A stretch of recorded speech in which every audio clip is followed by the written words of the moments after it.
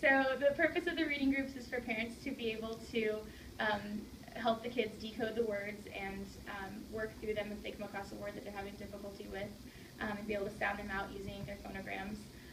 So you have your little cheat sheets here. You have the first one lists all 71 phonograms, and it has words that use each of the sounds that they make, just an example of how that's used in a word. And then the second one is for the multi-letter phonograms, and most of them have little rules attached, so just to give you a little reference for those rules. So the idea is that parents who are helping out with reading groups can become familiar with all the ones, especially the first 55 we've learned so far, and then when you're helping the kids with the reading, that you would help them, if they're struggling with the word, to recognize that sound, ask them which phonogram that is, which sounds they can make, and the children can then use that to figure it out. So I'm just going to walk through, I'll start with the first 26 of them, and show you the phonogram, the sounds it makes. So the first one is a, ah, ah. It has these 4 sounds. The difference between the third and the fourth sound, ah and ah, your lips are tightening a little bit with that fourth sound. It can be hard to hear the difference between those, but I'll go ahead and say it. A, ah, ah, and then if you want to repeat it. A, ah, ah. So your lips just tighten a little bit more for that last one. But again, it's, and the kids are laughing. You guys can say it with us too if you want. So the vowels are the ones that have the most sounds, and they're the trickiest to learn.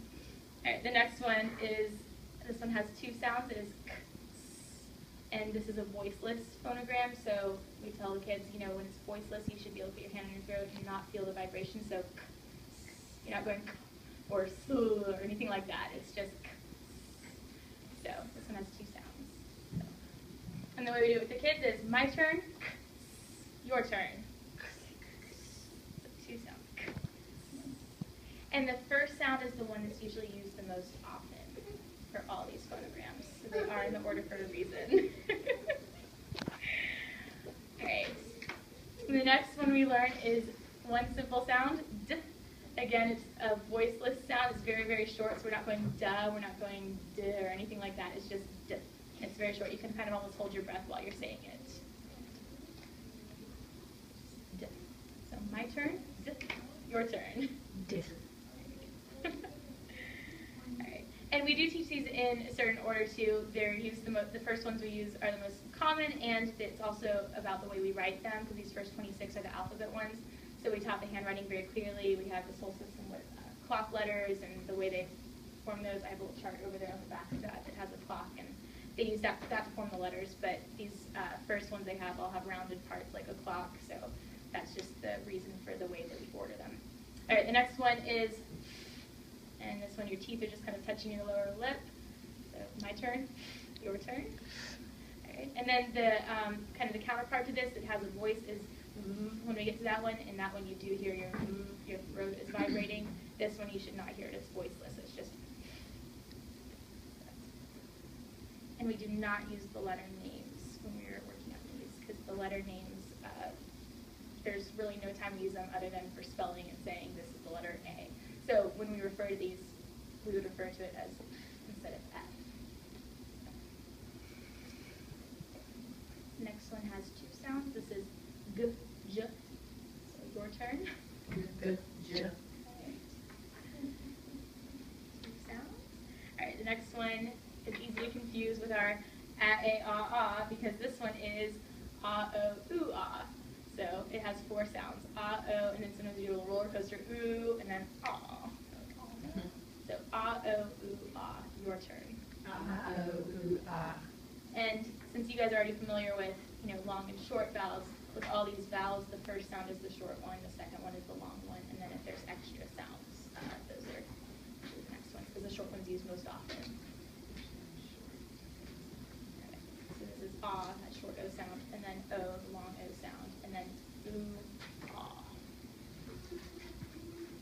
Okay.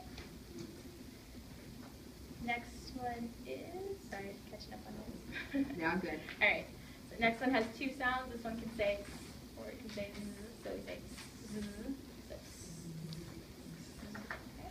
So this one I'll share it. We had our, where did that one go? We had k over here, and then this one is z. So they can both make that sound. So the z you do here. You do feel this is, Yes. Okay. Next one is our first two-letter phonogram. And so when they write these, you won't need to those for reading groups. When they write it, any phonogram that has a sound that has more than one letter, they will underline that. So they would underline the QU, and they always go together. And then this is just the sound qu. And sometimes we have the rule we never use a Q without a U, and we say qu. We kind of will rhyme with that, but we don't always say that with it. So usually just the qu sound will work. Next one is just b. Very simple. The voiceless counterpart is p, where you don't really hear that, but with the b, you can hear a little bit of vibration, so that's fine. Just b. All these are just very short sounds. All right. The next one, this is a little easier than some of the other vowels. It's just two sounds. It's e. E.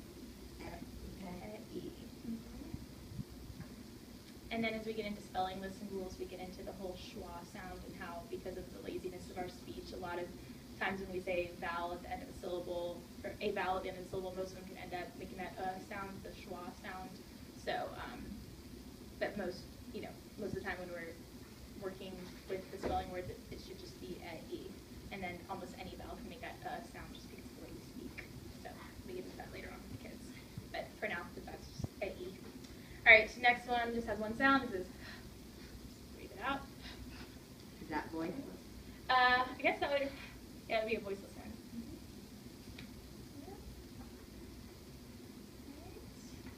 Next one has three sounds. This is it, I, E.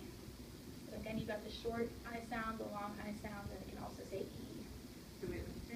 It, I, E. Your turn. It, I, E.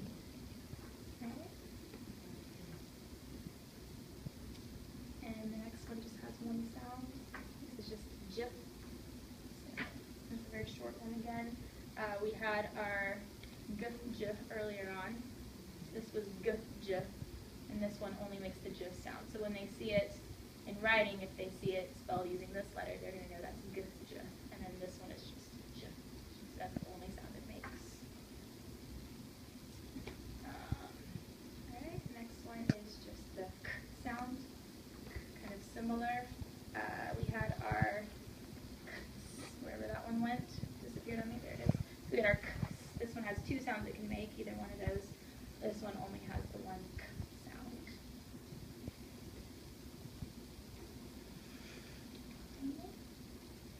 Next one's just ul. You just have your tongue behind your teeth. You don't really hold it out, so it's just ul. Just very short. Ul. You guys got it. Alright.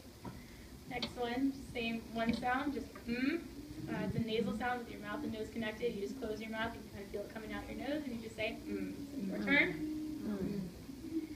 The next one, I usually have them look up at me for this one really carefully to see the difference between these two, because this one, your mouth is not, your lips are not closed. It's but your lips should kind of be open like that, and kind of see that It's not it is There's a difference. It's hard to hear the difference, but it's usually easier if you can see the difference.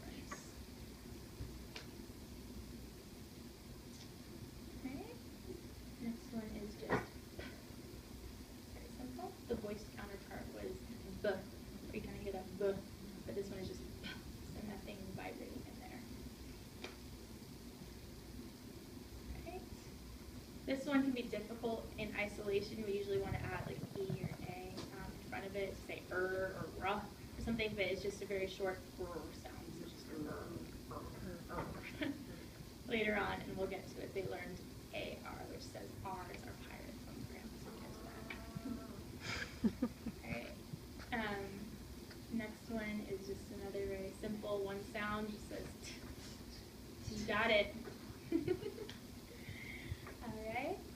Next one is another vowel. It can be a little tricky. It's got four sounds. This one is U, and oo, and we usually add the sound, we usually add and in between U and oo, just to hear the difference. So it's not you, oo, and like running into it. So it's you, oo, So we usually just say you, and oo, to kind of distinguish between the U and the oo. So you, and oo, your turn. You, and oo, And the is kind of like you're hitting the stomach, so it's just U, and U, Your turn. U, and U. It's true. U,